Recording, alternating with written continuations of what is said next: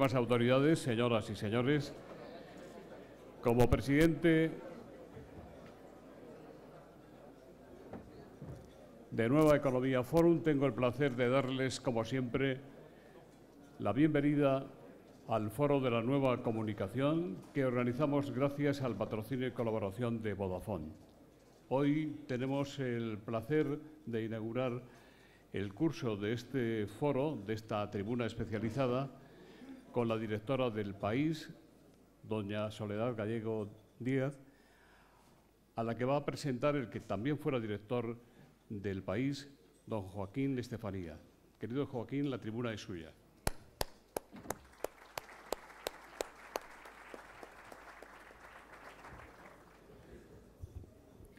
Buenos días a todos. Es para mí una tarea muy grata poder presentar hoy a Soledad Gallego Díaz, directora del País. Supongo que las cualidades que me adornan, entre comillas, para hacer esta presentación tienen que ver con el paso del tiempo, fundamentalmente, ¿no? Tienen que ver con la larga y profunda amistad con Soledad y también con el hecho de que llevamos ya casi 40 años trabajando juntos, 40 años, mucho más de la mitad de nuestras vidas, que por cierto tienen el mismo tiempo porque somos del mismo año de nacimiento, ¿no? En una de sus escasas entrevistas, Soledad Gallego, como buena periodista, prefiere hacer las entrevistas que concederlas, decía hace muy poco tiempo: me produce un placer extraordinario trabajar con un grupo de gente que hace un periodismo determinado, con personas a las que le gusta el mismo tipo de periodismo. Además de trabajar, compartir una visión con la que lo pasas muy bien. Ese placer del que habla Soledad, es el que hemos sentido los que trabajamos desde jóvenes con ella, con Soledad, y es el que empiezan a sentir con mucha intensidad, creo yo, todos los jóvenes periodistas que desde hace más o menos 100 días comparten con ella la tarea de hacer todos los días el país. La primera imagen que conservo de Soledad es a la puerta de la revista Cuadernos para el Diálogo, donde fuimos tan felices, recibiendo a Josefina, la mujer de Marcelino Camacho, al que habían encarcelado de nuevo. Soledad, que iba a entrevistarla, llevaba unas trenzas de sufragista que todavía no se me han olvidado. Eran los años finales de los 70, ¿no? No quiero insistir en su prehistoria profesional en la agencia Piresa, de la que fue despedida por participar en una huelga en solidaridad con los últimos fusilados del general Franco, o en propio Cuadernos para el Diálogo, donde publicó, por cierto, quizá ustedes no lo recuerden, junto con otros dos compañeros, el primer borrador de la Constitución, que hasta ese momento era buscadísimo y casi clandestino, sino que quiero centrarme brevemente en esta presentación y su presencia en el diario El País, donde, como muchos de ustedes saben, ha sido corresponsal en todas las plazas importantes que existen: Bruselas, París, Londres, Nueva York, Buenos Aires, etcétera. Pero Soledad también ha estado muchos años en la redacción, primero como colaboradora de la sección de política y luego, en un salto importante, como su directora adjunta y ahora directora. Estando en la redacción, ha hecho realidad lo que decía de sí misma en esa misma entrevista que encontré. Me considero, sobre todo, una periodista de redacción. He trabajado toda la vida en redacciones. Las conozco muy bien y me encantan. Ese trabajo del día a día es el que más me gusta. El trabajo diario de hacer una información que se mantenga en pie, que sea segura y sólida. Es lo que siempre me ha gustado y he querido hacer. Esto lo vimos en la práctica el pasado sábado, haciendo el periódico que ayer sacamos el domingo, y con la noticia de que Manuela Carmena se presentaba de nuevo a la Alcaldía de Madrid. Ahí vimos vibrar de nuevo a Soledad Gallego, ¿no? Soledad ha llegado a la redacción del País con el 97,2% de los votos de la redacción. Como muchos de ustedes sabrán, en El País, desde el año 1981, A todos los cuadros del periódico, desde redactor jefe a la dirección, son votados por sus compañeros para que la propiedad conozca la opinión que la redacción tiene de esos cuadros. Pues bien, Soledad sacó el 97,2%, solo tuvo 6 votos en contra, casi podríamos poner cara a los que votaron en contra, y llegó esto a la redacción, en mi opinión, con 3 objetivos. El primero, recuperar el alma del país. Recuperar sus señas de identidad en lo que las ha perdido y potenciarlas en las que se mantienen. En segundo lugar, facilitar y formar a un grupo de jóvenes periodistas que sean capaces de dirigir el país en las próximas décadas. Y en tercer lugar, y probablemente lo más importante, evitar que el periodismo como ella lo entiende, se mezcle con lo que no es periodismo. En estos tiempos de confusión tecnológica y de confusión informacional. Dice, tenemos que luchar contra aquellos que creen que el periodismo es un grupo de gente gritando, o los que creen que una cosa puede ser verdad y mentira a la vez, que pueden defender una cosa y la contraria. En el periodismo existe la verdad, y la verdad está en los hechos. No en vano, 2 conceptos que le he oído repetir sistemáticamente a Sol durante todos estos tiempos ha sido el concepto de procedimientos, los procedimientos para hacer el periodismo, y el concepto de cortafuegos, para sistemáticamente delimitar lo que es periodismo y lo que no lo es, con otras disciplinas que son muy legítimas, pero son distintas del periodismo. Termino. Tengo que agradecer públicamente a Sol Gallego que me haya sacado de la jubilación activa en la que estaba y me haya incorporado a su equipo para intentar conseguir, con toda nuestra humildad, las metas citadas. He tenido la inmensa suerte en mi vida de trabajar y de haber trabajado y de ser casi hermano de algunos de los mejores periodistas que existen, que han existido en este tiempo. Entre ellos yo citaría 2, además de Soledad Gallego, me acuerdo en estos momentos de Iñaki Gabilondo, ¿no? Y compartir con ellos tantas experiencias, ¿no? Cuando hace pocos meses, menos de 3 meses, se entregó a Sol el premio Ortega y Gasset de periodismo, Juan Luis Cebrián, uno de los directores del periódico, dijo en alto algo que todos los 5 exdirectores del país hemos sentido siempre y que compartimos, que Sol ha sido siempre la mejor de todos nosotros. Sin duda es así y le doy la palabra. Muchas gracias.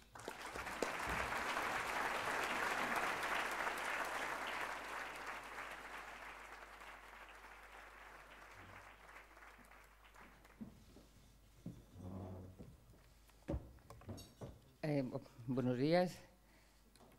Muchas gracias al foro, muchas gracias José Luis por invitarme a estar hoy aquí, muchas gracias a todos ustedes por venir aquí a desayunar conmigo y sobre todo gracias a Joaquín Estefanía por su cariñosa presentación, porque debo decirles que sin su generosa respuesta cuando le pedí que me acompañara en la dirección del país, pues seguramente yo hubiera tenido que pensarlo más y todo hubiera sido menos fácil, menos rápido, menos atractivo, que ha sido gracias precisamente a su ayuda. Yo estoy profundamente agradecida porque es un grandísimo amigo y solamente hay muy pocos directores que aceptan ser después director adjunto con una colega y eso es algo que le agradeceré siempre.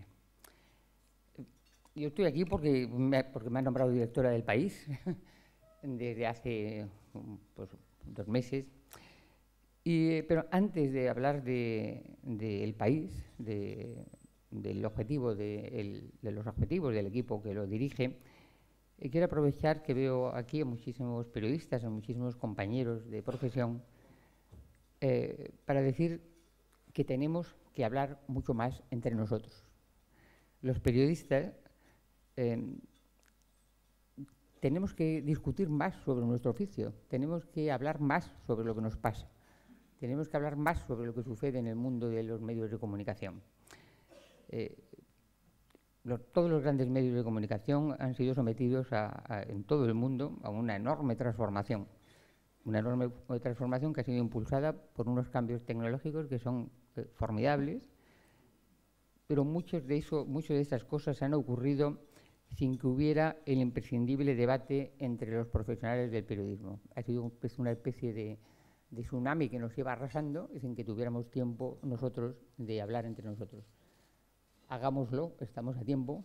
Yo quería desde aquí hacer un llamamiento a todos los periodistas, a todos mis compañeros, no solamente en el país, sino en todos los que trabajamos en este oficio, para reclamar un mayor papel de los periodistas en el debate sobre el futuro de los medios de comunicación. Es cierto que ese futuro depende en parte de las nuevas tecnologías que ya usamos y de las que pueden aparecer en el futuro. Es cierto que ese futuro está también en la transformación del modelo de negocio, de las empresas que sostienen a los medios de comunicación, pero hay una parte de ese futuro que trata exclusivamente de periodismo, y ese es nuestro apartado. Nosotros, los periodistas, deberíamos hablar sobre los problemas del periodismo, sobre su transformación, sobre la crisis, sobre cómo nos afecta la tecnología y cómo nos afectan los nuevos modelos de negocio. Y creo que los periodistas no participamos suficientemente en ese debate. Esta es una buena ocasión para animarles a todos a entrar en esta discusión y para plantear algunos de los temas que yo creo que deberían que formar parte de nuestra agenda. Porque es totalmente cierto que el periodismo necesita hoy día de grandes dosis de tecnología, pero es también totalmente cierto que los grandes periódicos se hacen con grandes redacciones. Se ha dicho muchas veces, pero yo quiero insistir aquí en que el periodismo no debe confundirse con la comunicación. Las grandes redes de comunicación son vehículos formidables de comunicación. Es imposible no admirar el nuevo mundo que han puesto en nuestras manos. Todo lo que está a nuestro alcance como individuos era inconcebible hace, 15 años, ¿no? Pero las grandes redes de comunicación no son periodismo, no se hace periodismo en Twitter ni en Facebook. En todo caso, esos son los instrumentos por los que se difunde el periodismo, pero junto con otras muchas cosas que no lo son.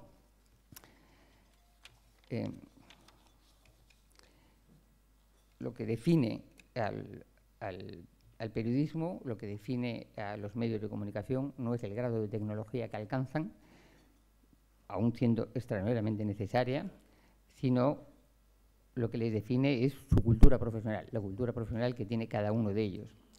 Las redacciones han sido siempre laboratorios de tecnologías y un campo de batalla sobre cambios sociales, sobre cambios económicos. Son las redacciones de los periodistas los que reflejan ese tipo de cambios.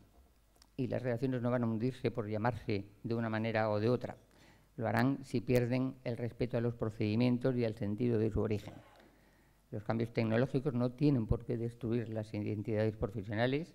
Es más, yo creo que es imprescindible que no lo hagan, que es la identidad profesional de cada medio, la cultura de cada medio, lo que hace que ese medio sobreviva, viva y se fortalezca. Cuando les digo que la enorme expansión de la comunicación que se experimenta a través de las redes es extraordinariamente atractiva, pero al mismo tiempo tiene también algunos riesgos, y uno de ellos es que asfixia al periodismo, y las reglas, y a sus reglas. Parece una especie de contradicción pensar que la comunicación puede asfixiar al periodismo, pero es así, la comunicación puede asfixiar al periodismo porque hay el peligro de que vayamos olvidándonos de las nuevas reglas, de las nuestras, porque las nuevas herramientas presionan tan fuertemente que no seamos capaces de defenderlas. Y yo creo que si eso sucediera, si no fuéramos capaces de comprender la importancia del periodismo o de nuestro oficio y la importancia que tienen las reglas en ese oficio, yo creo que sería una catástrofe para el periodismo, pero sobre todo sería una catástrofe para la democracia. El periodismo se basa en la capacidad de imponer agendas públicas, y ese es un elemento fundamental de la democracia. Agendas públicas que no son impuestas desde poderes únicos, sino desde medios de comunicación plurales y profesionales. El problema hoy no es tanto que existan poderes únicos que impongan sus únicas agendas, ¿no?, sino que la enorme fragmentación de los medios que tienen que reflejar esa nueva situación los medios en los que los lectores van a buscar noticias están tan extraordinariamente fragmentados que se produce una especie de avalancha de noticias que no llegan a ser información, porque solamente el periodismo sería capaz de convertirlas en información, de darles un contexto, de darle una verificación, de darles una verdad. Y en esos nuevos mecanismos de comunicación no existen estos procedimientos, han sido totalmente barridos. A menudo cuando los periodistas hablamos de la verdad, como decía Joaquín, nos dicen que eso no existe, pero los periodistas sabemos perfectamente que sí existe. La verdad son los hechos. No me voy a poner a discutir las verdades filosóficas, las verdades religiosas, no forma parte de mis conocimientos, pero de periodismo sí. Y de periodismo sí que existe verdad, por supuesto que existe la verdad. Existen los hechos que se comprueban y se verifican de acuerdo con unas reglas compartidas y ya conocidas. No se trata de decirles que yo tengo unas reglas especiales de verificación. No, las reglas de verificación tienen que ser públicas. La manera en la que se hace eso tiene que ser conocido por los lectores. Cómo trabajamos tienen que saberlo los lectores para poder valorar el grado de credibilidad de la información que le ofrecemos. Por eso a mí cuando me dicen que si existe un problema entre el periódico de papel y el periódico digital, yo no creo que exista un problema entre un periódico en papel y un periódico en digital. El problema es cómo se ejerce el periodismo. Es si la intercomunicación va a sustituir la indagación de los hechos, ¿no? Yo claro que tengo una relación de agradecimiento muy grande a los lectores del papel. Me han pagado el sueldo 40 años, ¿no? Y les estoy muy agradecida, pero desde luego soy consciente de que el país puede llegar ahora, gracias a su desarrollo digital, a muchos más millones de lectores que nunca. En este momento hay 65 millones de lectores en todo el mundo que a través de las distintas formas del país llegan a nuestras informaciones. Eso sería totalmente impensable si solamente fuéramos un periódico en papel. Gracias a que tenemos una red de información digital, un periódico digital tan potente como el que tenemos, con una red tan presente en América Latina, eso es posible que tengamos un número de lectores tan inconcebible para mí. Cuando entré en el país me hubieran dicho eso, hubiera pensado que me estaban hablando de una fantasía, ¿no? En cualquier caso, el papel para nosotros sigue siendo algo que vamos a mimar, que vamos a cuidar, que queremos enriquecer y llevar hasta la casa de los electores, ¿no? Pero es evidente que la mayor fortaleza sigue siendo la fortaleza digital, que es la que es capaz de llegar instantáneamente a cualquier punto del mundo, de España y de América Latina, y que eso es el verdadero sueño para un periodista, ¿no? Si vuelvo un poco sobre la verdad, es porque ahora también se habla muchísimo de las noticias falsas, y yo creo que siempre las hubo. Lo que es nuevo es el poderío que adquieren esas noticias falsas a través de su difusión en las redes, y que eso se haga de manera organizada, como muchas veces sucede. Esta manipulación, esta posverdad, es un mecanismo intensivo de propaganda que se basa precisamente, que adquiere toda esa intensidad y toda esa capacidad de manipulación precisamente porque parte de la idea de que no existe la verdad, de que no existen los hechos comprobados. Eso es lo que los periodistas tenemos que rechazar. Tenemos que rechazarlo con todas nuestras fuerzas, porque solo si creemos que existe la verdad de los hechos, habrá un periodismo que defender. Y si no hay verdad en los hechos, no existe el periodismo, ni en el fondo tampoco una democracia en la que vivir, porque creo firmemente que el periodismo plural es una esencia de la democracia. Si no existe la verdad de los hechos, nuestro trabajo no estaría justificado, el periodismo no tendría sentido y la democracia perdería uno de sus grandes elementos de funcionamiento.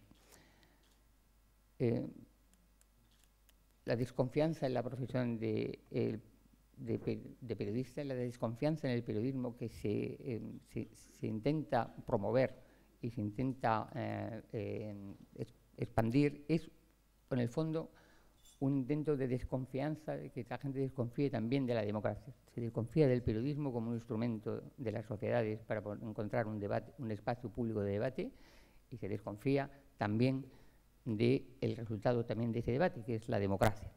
Y yo creo que el periodismo debe luchar por crear ese espacio público de debate, debe crearlo y debe promover que el debate se haga sobre hechos ciertos, no solamente sobre sentimientos o sobre cualquier otro aspecto. El debate que promueven los grandes medios de comunicación es sobre hechos. Una vez que establecemos unos hechos, podemos tener distintas opiniones sobre ellos, por supuesto que sí, diferentes interpretaciones, pero no partir de verdades distintas.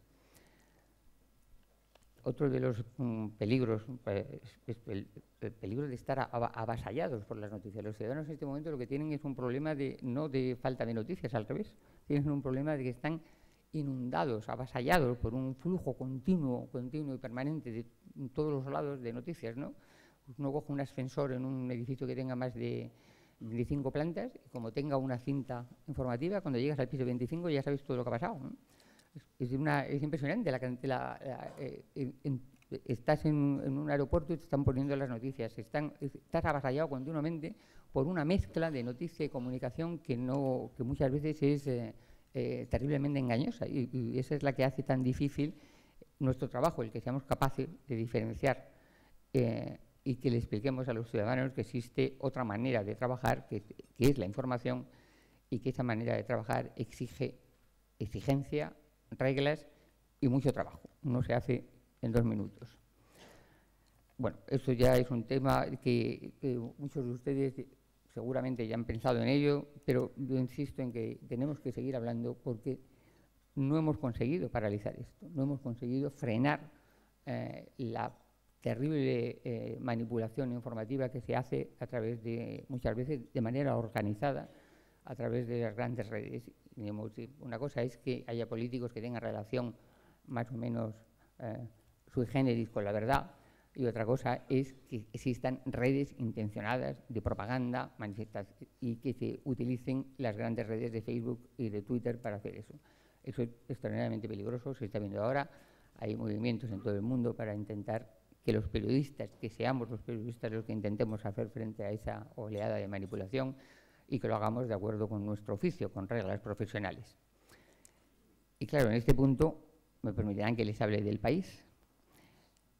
El país nació como un proyecto profesional. Nació como un proyecto profesional en 1976.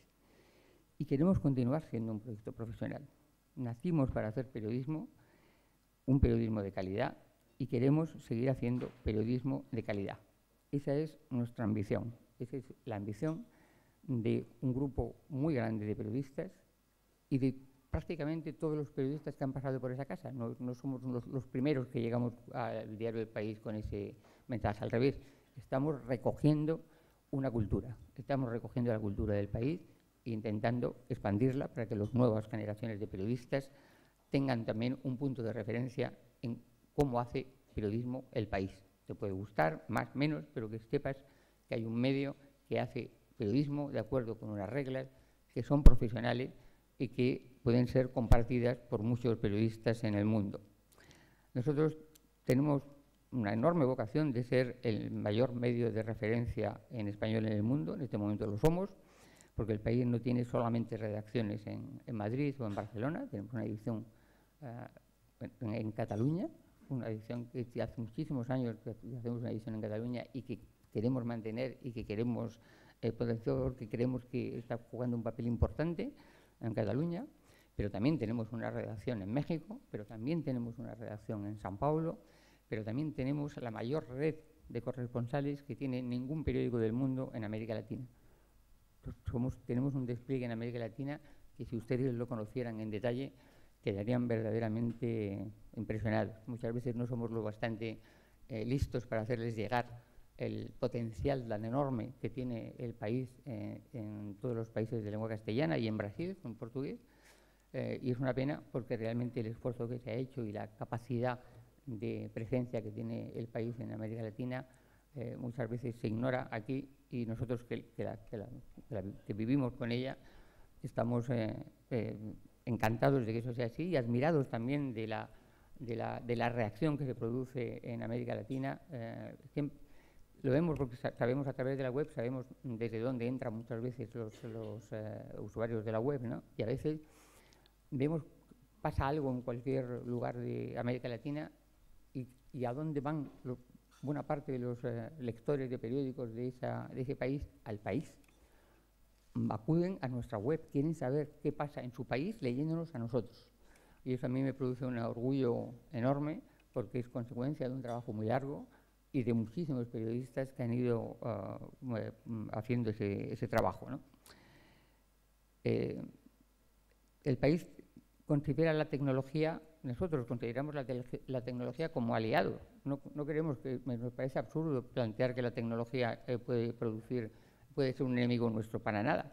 Necesitamos la tecnología, pero tiene que estar al servicio de nuestra propia cultura, tiene que ser compatible con nuestra cultura y que se interese esa tecnología nos permita acercarnos más a la vida, a los derechos de nuestros conciudadanos, a los intereses de nuestros electores. Yo creo que los electores necesitan profesionales que les proporcionen los datos necesarios para tomar decisiones libres, ¿no? Y un gran medio como El País tiene que adaptarse a los nuevos grandes cambios de la sociedad, tiene que seguir a la sociedad en ese proceso, y en este momento más aún porque esta es una sociedad en la que si habría que definir con algún cartel sería nada es seguro. Esta es una sociedad en la que la inseguridad y la confusión han crecido enormemente en los últimos años. Es un momento apasionante desde el punto de vista de los periodistas, es un momento magnífico para hacer nuestro trabajo, pero al mismo tiempo debemos ser conscientes de que muchas de las cosas que dábamos por superadas, que muchas de las cosas que las sociedades han dado sobre todo la sociedad europea, daba ya por superadas, vuelven a plantearse, se vuelven a plantear ante nuestros ojos como si fuera la primera vez, y muchos ciudadanos, muchos lectores, esperan que les ayudemos en esa confusión, que les demos nuestros análisis, que les demos nuestra información y les ayudemos a separar entre lo que sucede, cuáles son los elementos fundamentales para él, ¿no? Este es el proyecto profesional del país, es un proyecto continuista en el que siempre hemos defendido tres cosas muy simples que forman parte de la columna vertebral del país. El país defiende las instituciones democráticas. Nacimos en una democracia y somos ardientes defensores de los mecanismos que garantizan su exigencia. No tenemos ninguna duda al respecto. Esa es una parte, una columna vertebral, la esencial de nuestro periódico. La primera, número uno, eso. Lo segundo es que tenemos un punto de vista progresista. Tenemos un punto de vista progresista sobre la sociedad en la que vivimos. La acompañamos, queremos acompañar a esa sociedad en detectar sus nuevos intereses, sus nuevos derechos, sus nuevas iniciativas, sus problemas. Y para nosotros no queremos una sociedad estática, no pensamos que la sociedad pueda ser estática, queremos una sociedad moderna y acompañar a esa sociedad moderna en sus problemas y en la discusión de sus problemas. Siempre hemos querido ser un periódico en el que se ofrece un espacio de debate, no de enfrentamiento. Nosotros tenemos nuestras opiniones y las defendemos con firmeza y con argumentos, pero aceptamos las opiniones diversas a las nuestras, no impulsamos la hostilidad, queremos adversarios, no queremos enemigos. Y eso es perfectamente compatible con nuestra visión de nuestros propios principios, de nuestras ideas, de nuestras propuestas, que vamos a defender con toda la beligerancia que sea necesaria, pero que no implica más que una posición de debate beligerante, pero debate. Yo creo que eso es en este país muy necesario. Yo creo que hacemos un esfuerzo y lo seguiremos haciendo porque el debate público alcance el mayor nivel posible. Creemos que eso es hacer un servicio al conjunto de la sociedad.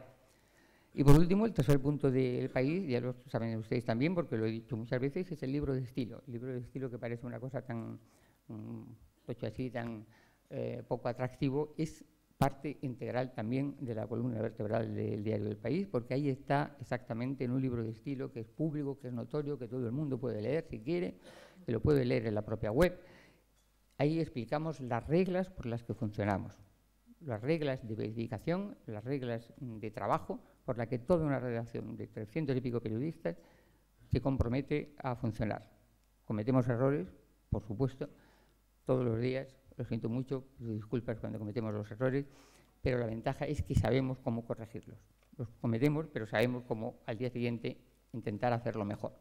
Y eso es también gracias a una redacción que con la que yo quiero de verdad aquí expresar mi agradecimiento, porque la redacción del diario del País ha hecho siempre un gran esfuerzo, pero el esfuerzo que está haciendo ahora para adaptarse a las nuevas tecnologías y seguir ofreciendo ese periodismo de calidad, yo que lo veo, que acabo de llegar, no soy yo la que lo está haciendo, ese periodismo estaba ya allí cuando yo he llegado, pero realmente me resulta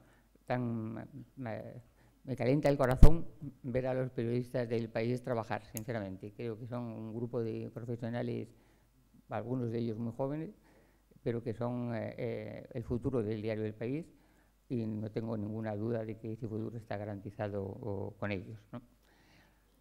Bueno, la gran pregunta que me hacen siempre cuando hablo en este tipo de foros es si los medios de comunicación tienen que encontrar nuevas formas de financiación.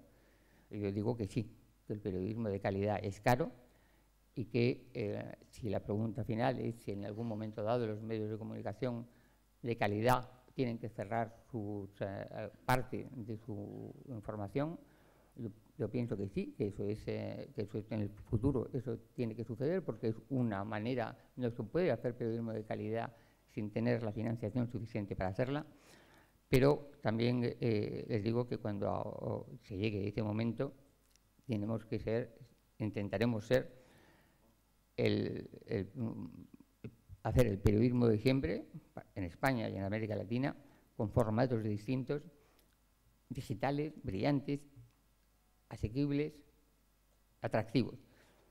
Pero yo creo que es sano en democracia que los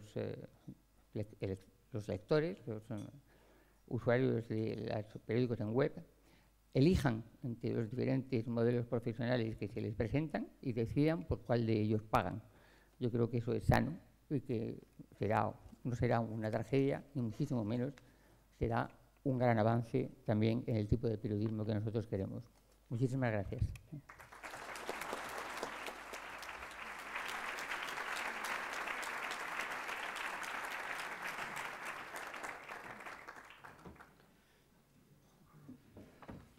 Muchas gracias. Muchas gracias, Joaquín. Muchas gracias, Soledad. Comenzamos con las preguntas. Alicia Robles dice: su llegada a la dirección del País ha supuesto la ruptura total con el modelo organizativo de la redacción que puso en marcha su antecesor Antonio Caño con el permiso y supervisión de Juan Luis Cebrián. ¿Cuáles son los objetivos y el alcance del nuevo modelo? ¿Se defiende usted de quienes se quejan de lo que consideran una purga parecida a la que la presidenta provisional de Radio Televisión Española está llevando a cabo en esa casa? Tania Domínguez le pregunta qué le parece que El Mundo haya fichado a José Ignacio Torreblanca, jefe de opinión del País, del que usted prescindió al asumir la dirección. Bueno, primero, no existe una ruptura entre el modelo anterior y el modelo actual. Los periódicos evolucionan, tienen que hacer frente a diferentes situaciones, tienen que afinar, perfeccionar, modificar, pero en absoluto lo que se ha planteado ahora es una ruptura de modelo. El País tiene un modelo que lleva 40 y tantos años, no es mío, no era del director anterior, no era tampoco de Joaquín, es un modelo que lleva 40 y tantos años en funcionamiento, y eso sí, se va adaptando en los diferentes momentos. Y ahora lo que hemos hecho es una reforma de la redacción, pero no por romper con nada, sino para precisamente seguir con la vocación que tiene el periódico de orientarse cada vez más hacia los problemas que tienen las sociedades en momentos distintos.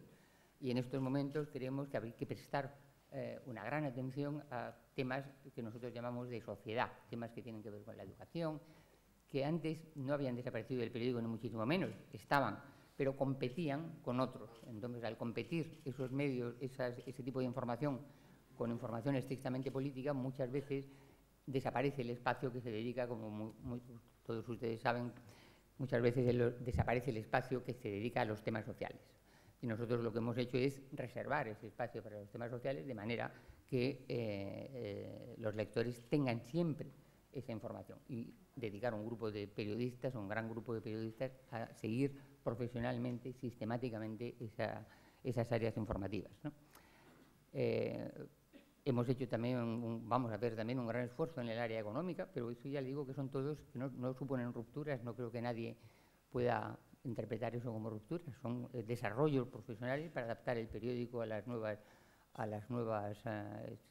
necesidades de nuestros lectores, y lo hacemos también, y vamos a hacer también transformaciones digitales, claro que sí. O sea, el periódico está en movimiento continuamente, eso, y lo va a seguir estando, espero yo, los próximos 40 años, y se va a seguir haciendo transformaciones, No sé cómo lo hace Televisión Española, pero yo creo que Televisión Española, Rosa María Mateo me parece una excelente periodista. Yo creo que ellos tienen su manera de hacerlo y sus propios problemas. Yo no conozco exactamente cómo lo están haciendo, pero supongo que estarán buscando también la profesionalización del medio, lo cual me parece una iniciativa importante como ciudadana. Yo creo que los medios públicos deben estar gestionados profesionalmente. Y después, por último, lo de Ignacio Torreblanca, pues me parece bien que yo le ofrecí que continuara escribiendo en el diario El País. Él prefiere otra opción. Yo le ofrecí un contrato para que siguiera escribiendo allí. Él prefiere otra opción, me parece perfectamente legítimo. Le leeré.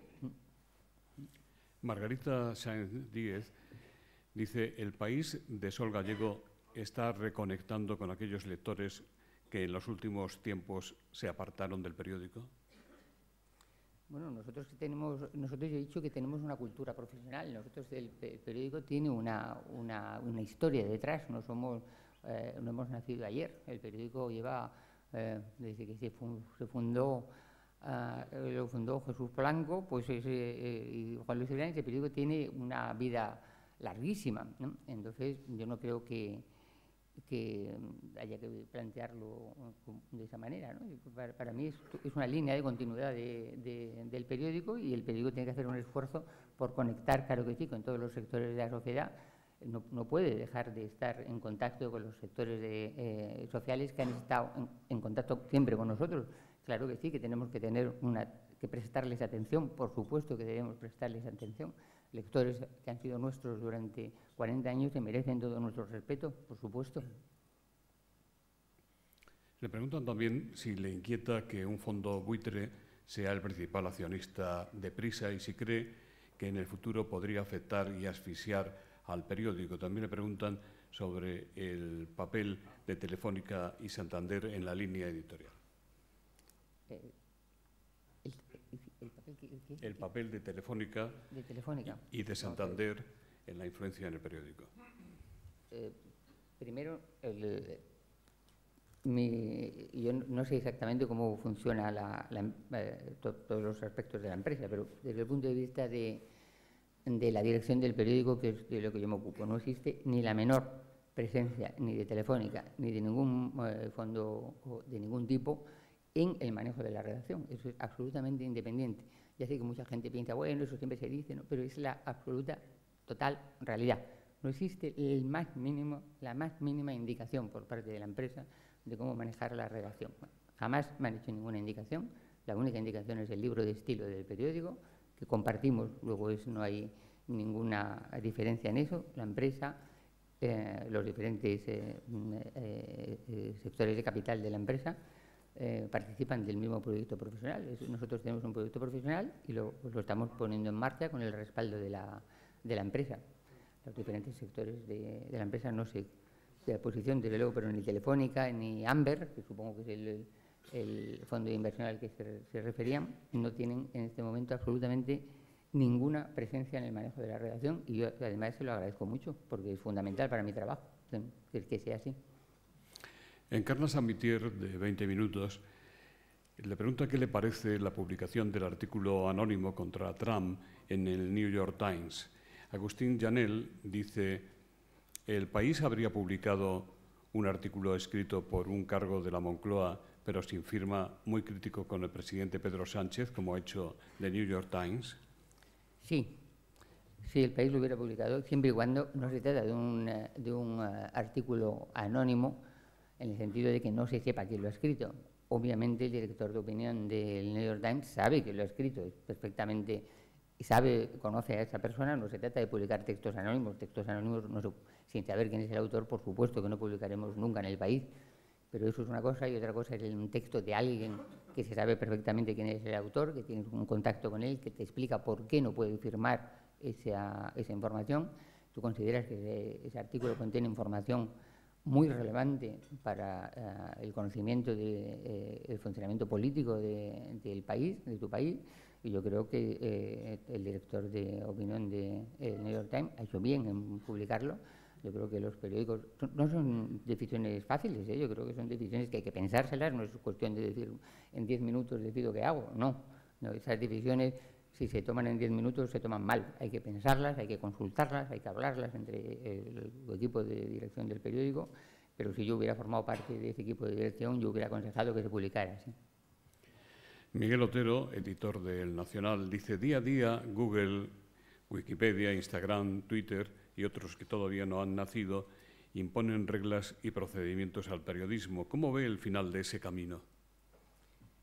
Bueno, creo que lo he comentado un poco a lo largo de la conversación que hemos tenido, ¿no? Yo creo que lo importante a lo largo de ese camino es que los periodistas y el periodismo no salga perjudicado, que el periodismo como la manera de tratar las noticias, de convertirlas en información, de darles el contexto, la profundidad, los datos comprobados, verificados, eso es el periodismo, y lo que tenemos que procurar es que el periodismo no salga perjudicado por la expansión de las redes de comunicación. Yo creo que eso es una labor en la que tenemos que participar todos, debemos implicar a la sociedad, debemos explicarle a la sociedad lo que sucede, pedirle a la sociedad que comprenda dónde está su interés, que sepa qué es lo que le interesa, que distinga entre unas cosas y otras y defender nuestra propuesta. Nosotros queremos ofrecerle a los ciudadanos los datos para que puedan tomar sus decisiones libremente. Eso no es la oferta de Google, ni es la oferta de Twitter ni de Instagram, ¿eh? Esa es la oferta que hacemos los grandes medios de comunicación. Antonio Delgado dice: El País dio ayer la primicia de que Manuela Carmena se presenta a la reelección. Usted presentó a doña Manuela hace 4 años aquí en este foro. ¿Cree usted que será capaz de aglutinar, doña Manuela, a toda la izquierda e integrar a Podemos y al PSOE en una misma lista, o esto es una quimera? Yo presenté a Manuela Carmena hace 4 años, es amiga mía, le tengo muchísimo afecto personal, y cuando la presenté ya dije que no la presentaba como periodista, sino que la presentaba como eso, como una persona que la conoce desde hace muchísimos años y que le tiene muchísimo afecto, ¿no? Soy madrileña y creo que la gestión que ha hecho la alcaldesa es una gestión que ha mejorado la ciudad. Yo, como madrileña, lo creo así. Seguramente hay opiniones distintas sobre ese asunto. Pero yo creo que Manuela Carmena ha tomado una decisión que supongo que le ha costado tiempo tomarla, la ha pensado y ha recapacitado sobre ese asunto, y ha llegado a la conclusión de que prefiere encabezar una agrupación de electores en la que pueden estar presentes otros militantes de partidos, pero no en su condición de militantes de partidos, sino en cuanto que son personas atractivas, que pueden ser atractivas para los ciudadanos y capaces de realizar un trabajo para la ciudad. Si es capaz de unir o no a la izquierda, la verdad no tengo ni idea. Eso habrá que ver cómo desde luego lo que sí le digo es que lo iremos contando y lo iremos contando muy bien. Francisco Pérez dice: los medios han publicado esta mañana que la ministra de Sanidad, Carmen Montón, obtuvo el máster en la Rey Juan Carlos plagado de irregularidades. ¿Debería dimitir para ser coherente con la exigencia que el PSOE ha tenido con los demás partidos, lo que llevó a Cristina Cifuentes a dimitir y mantiene a Pablo Casado pendiente de una resolución del Tribunal Supremo? No son lo mismo el caso de Cristina Cifuentes y de Pablo Casado, ¿no? Para empezar, son distintos, ¿no? En el caso de Carmen Montón, pues si se demostrara que ha cometido los mismos errores que la señora Cifuentes, pues estaría exactamente en su misma situación y nosotros tendríamos la misma posición que tuvimos con respecto a la señora Cifuentes.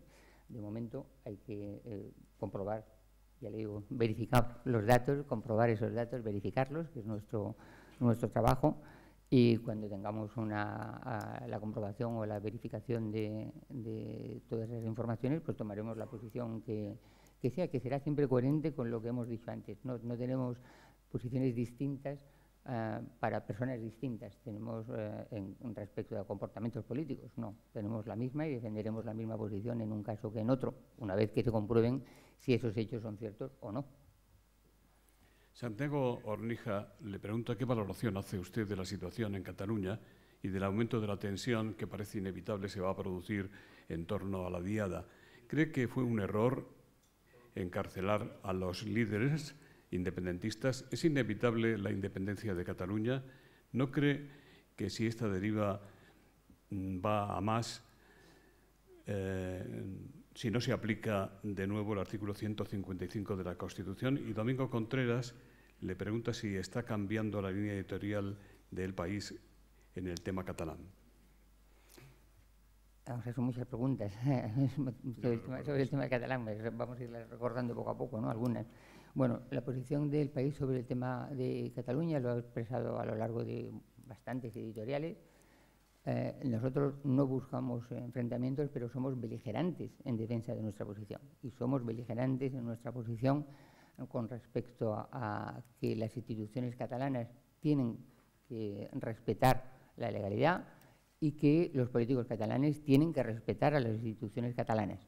Nosotros creemos que las instituciones, como he dicho, son parte fundamental de la democracia, deben ser, sus procedimientos deben ser respetados y seguidos. Cualquier transformación tiene que hacerse a través de esos procedimientos. Si no es así, se cometen actos que no son democráticos desde mi punto de vista. O sea que la posición del País con respecto a Cataluña es beligerante en defensa de nuestra posición, pero no buscamos enfrentamientos, no buscamos de ninguna manera ni el insulto, ni ninguna, queda absolutamente fuera de nuestra manera de actuar, ¿no? Nosotros queremos, y sí que queremos que exista un debate público sobre cuál es la propuesta que tienen los independentistas. Bien, en el País se puede hacer ese debate si se quiere. Nosotros tenemos nuestra propia posición y la defenderemos. No somos partidarios de la independencia ni de Cataluña, ni creemos que existan motivos para que esa posición pueda ser aceptada por el resto de España en este momento. No vemos ninguna razón en el País por la que Cataluña tenga alguna justificación para exigir su independencia. Ahora, el artículo 155. El artículo 155 lo que propone es una situación de excepcionalidad. El artículo 155 no está previsto para aplicarse durante 5 años seguidos. Está previsto para recomponer una situación cuya legalidad se ha quebrado. Es decir, que se aplicó en el momento que se aplicó para restablecer una legalidad, y una vez que se restableció la legalidad, el artículo 155 decae exactamente como dice la Constitución.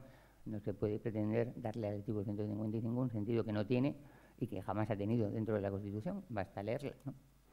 Los presos, nosotros son los jueces los que dictaminan, los que dicen quiénes deben estar en prisión. Nosotros, obviamente, no somos garantistas.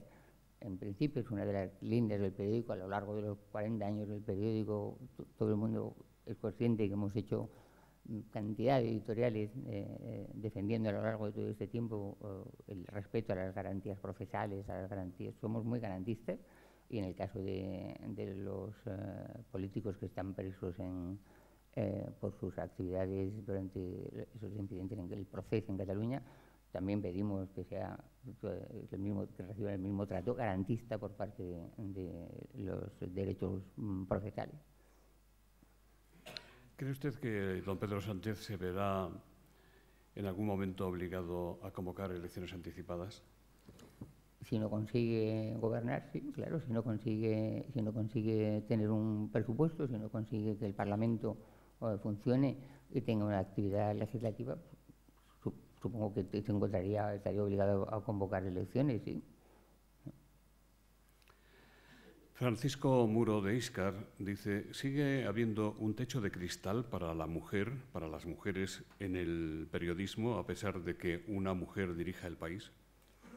sí que hay un techo de cristal para las mujeres en todos los medios de comunicación, porque no es que sea específico de los medios de comunicación, es específico de la sociedad española, donde es muy difícil. Siempre ha habido muchas mujeres en periodismo, siempre hemos sido muchísimas mujeres las que hemos trabajado en este oficio y hemos ocupado cargos intermedios.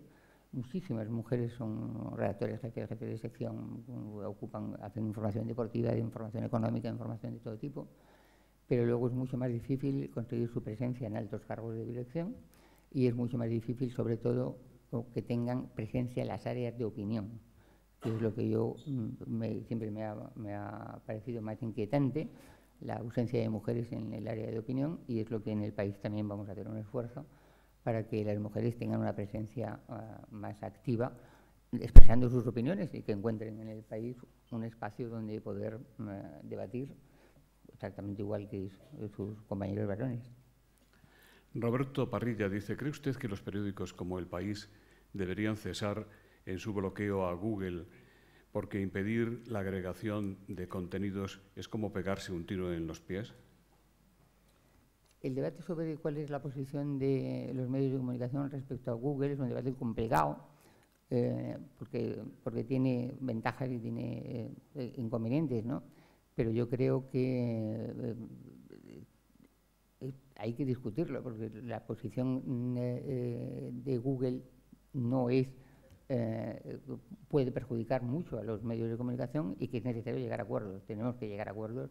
No puede ser una actitud de enfrentamiento. Tenemos que encontrar la manera de que Google o otras redes o buscadores no perjudiquen la financiación de los medios de comunicación y al mismo tiempo también ser conscientes de que Google es un instrumento que en muchos casos nos interesa, por supuesto que sí. José María Navalpotro, de Mundo Cristiano, dice: la prensa escrita no tiene claro cómo rentabilizar la versión digital y a la vez, aunque apuesta por mayor rigor y calidad, baja el número de lectores. Parece como si la calidad no fuese rentable. ¿Hacia dónde debe dirigirse la prensa escrita, en su opinión? Bueno, he comentado que la prensa escrita ha sufrido una crisis formidable. Todos somos conscientes de ello. La bajada enorme de difusión de la prensa escrita no es un problema español, es un problema absolutamente menos en la India. Yo creo que prácticamente en todos los demás países del mundo la prensa en papel ha sufrido un bajón muy grande, enorme. Pero yo creo que no tiene sentido plantearse la discusión en si la prensa escrita en papel continuará o no continuará. Yo creo que hay que ir haciéndola, hagámosla lo mejor posible, hagamos un producto en papel lo más brillante y interesante que podamos, pero sabiendo, sin ninguna duda, que el futuro del desarrollo de los medios de comunicación está en la web, ¿no? El país tiene se vuelca en su parte digital, debemos volcarnos en la parte digital del periódico, es el futuro del periódico sin ninguna duda, pero no queremos de ninguna manera hacer nada que perjudique la edición papel. Haremos todo lo posible para mantenerla todo el tiempo que los lectores quieran, y eso, mientras los lectores, haya un grupo suficiente de lectores que quiera recibir la prensa escrita, nosotros se la dejaremos en la puerta de su casa con muchísimo cariño. Amado Lorenzo le pregunto por qué los medios españoles han dejado de profundizar en temas tan importantes como las causas del proceso catalán y la falta de empleo de los jóvenes. Bueno, yo creo que los dos son temas que sí que se han tratado. Yo creo que por lo menos en el diario El País, pero no solamente en el diario El País, ha habido un buen debate sobre cuáles han sido, por qué se ha llegado a este punto también en la situación en Cataluña. Se han escrito infinidad de artículos sobre ese asunto, hemos escrito editoriales, se han hecho debates públicos. Yo creo que hay en este momento un buen dossier sobre el análisis que se ha hecho de por qué hemos llegado a este punto en Cataluña. No sé, la otra parte de la pregunta que era, ¿sí? El problema de empleo juvenil, entre otros. El empleo juvenil, la precariedad, es uno de esos grandes temas que yo decía que habían cambiado la sociedad por completo. Y yo creo que el trabajo, de hecho la sección de economía del periódico ha vuelto a llamarse economía y trabajo, porque el trabajo es uno de los puntos más importantes de la transformación que se está produciendo en la sociedad. El trabajo ha perdido totalmente el significado que tenía cuando yo era joven y tiene otras maneras.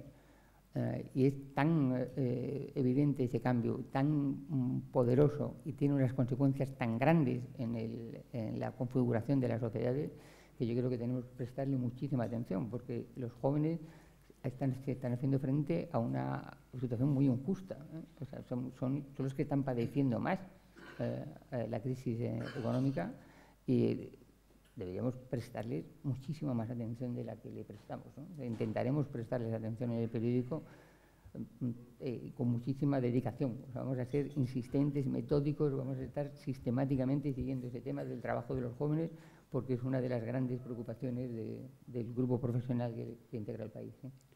Sí, el empleo precario es una preocupación general. Parece que en los medios profesionales del periodismo es todavía mayor. ¿Qué percepción tiene usted sobre el futuro de los nuevos periodistas? Yo creo que los periodistas tienen un problema grande, ¿no? Yo creo que la Asociación de la Prensa y la Federación de Asociaciones de la Prensa ha publicado varios informes sobre la situación de los nuevos profesionales, las dificultades para acceder a trabajos permanentes, las dificultades para obtener salarios correctos. Yo creo que hay que hacer un enorme esfuerzo en ese campo, y que todos los medios de comunicación tenemos que hacer un esfuerzo en ese campo para incorporar a periodistas en las mejores condiciones posibles, ¿sí? Muchas gracias. Despide el acto don José Romero, director de comunicación de Vodafone, que hace posible este foro. Bueno, pues muchas gracias, José Luis. Enhorabuena a Joaquín Estefanía y a Soledad Gallego Díaz por su exposición. Ella ha hablado de cosas como falta de seguridad, dijo que nada es seguro, ha hablado también de entorno engañoso, ha hablado de un tiempo apasionante, y cuando hablaba me recordaba aquello de era el peor de los tiempos, era también el mejor de los tiempos. Y yo creo que personas como Soledad Gallego Díaz contribuirán a traer claridad a estos tiempos tan brumosos. Muchas gracias.